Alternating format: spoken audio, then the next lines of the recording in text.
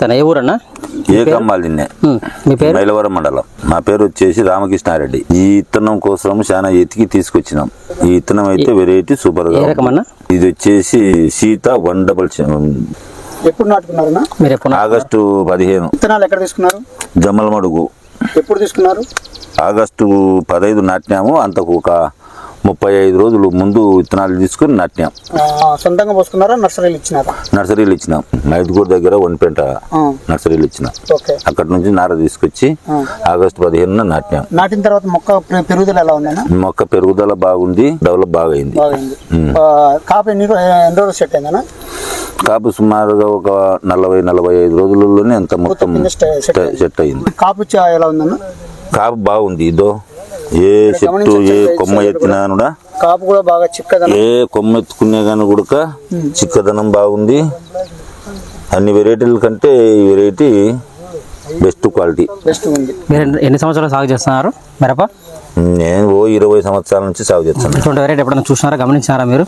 ఈ వెరైటీ ఈ సంవత్సరమే నాటినది. ఒక వెరైటీ కోసము మొత్తం మిగిలిన వాళ్ళని అందరినీ అడిగి రంగస్వామి రెడ్డి దగ్గర దొరికి అక్కడికి డబ్బులు వేసి ఆ వెరైటీ తీసుకొచ్చి ఫస్ట్ నాటినాను. జమునా 116. ఆ తర్వాత ఇంకొక రకం 2 రకాలు నాటినాను. అవి కూడా బాగా వచ్చినాయి. అప్పటి నుంచి నేనేమో ఏదో ఒక కొత్తది ఏది వచ్చి ఇత్తనం అది స్టార్ట్ చేస్తానని అడుగుతున్నా. ఏది కొత్తది వచ్చి అది నాటుతానండ. దీనిపైన మీ అభిప్రాయం? నీ అభిప్రాయం బాగుంది. వేసుకోవచ్చా రైతులు? ప్రతి ఒక్కరు కూడా వేసుకోవాల్సినటువంటి రకము ఇది. రైతుకు ఏ పొద్దు కూడా నష్టం తీసుకురా అని పైరు అనుకోవాలా. తెగులు తట్టుకుంటుందా? తెగులు బాగా తట్టుకుంటుంది. నల్లి తట్టుకుంటుంది.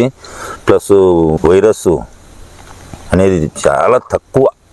ఇక్కడ చూడండి, ఎక్కడన్నా ఒక చెట్టు కనపడుతుందేమో. ఎక్కడ కూడా ఒక చెట్టు కూడా సోదరులు గమనించవచ్చు.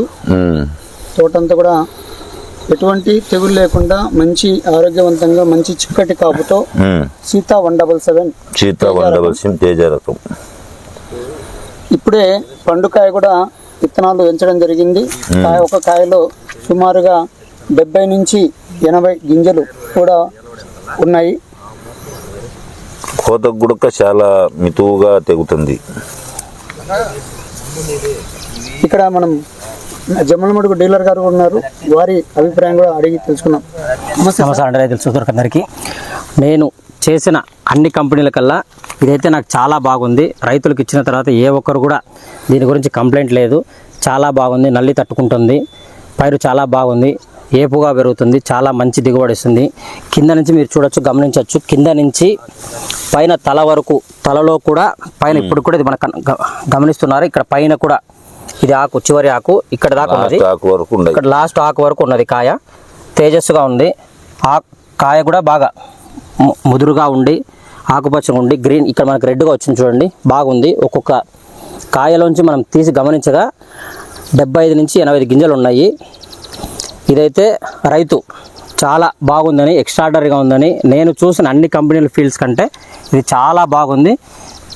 మంచి రకమైన తేజాలలో ఇది ఒక రకం, మంచి రకం అండి. ఇది చాలా బాగా వేసుకోవచ్చు. ఇది మంచి అనువైనది. మీరందరూ గమనించండి ఇది ఎలా ఉంది. పైరు చూడండి, లాస్ట్ హెడ్ వరకు ఉంది. తలలో కూడా కాపు ఉన్నది. మీరు ఎక్కడ గమనించా పై వరకు ఉన్నది.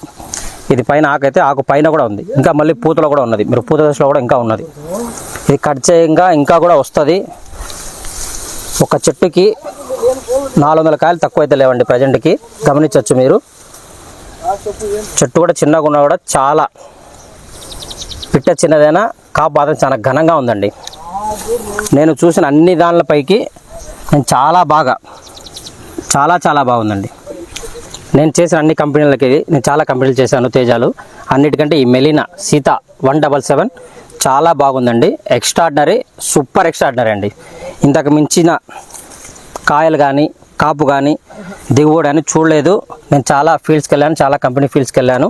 ఇది మాత్రం నాకు చాలా బాగా అనిపించింది. రైతులే చాలామంది బాగుంది, ఇది మాకు ఎప్పుడు ఇస్తారు అని వెయిట్ చేస్తున్నారు. మాకు ఇది కావాలని ఇప్పుడే అడగడం జరుగుతుంది. ఇక్కడ చాలామంది వచ్చి చూసినారు ఇదే పైరుని. బాగుంది. మన రైతు రామకృష్ణ కూడా ప్రతి సంవత్సరం వేస్తున్నాడు మెలినాకు సంబంధించి. ఈ సంవత్సరం కూడా మెలినా సీత 177 వేసి ఆయన చాలా ఆనందపడుతున్నాడు.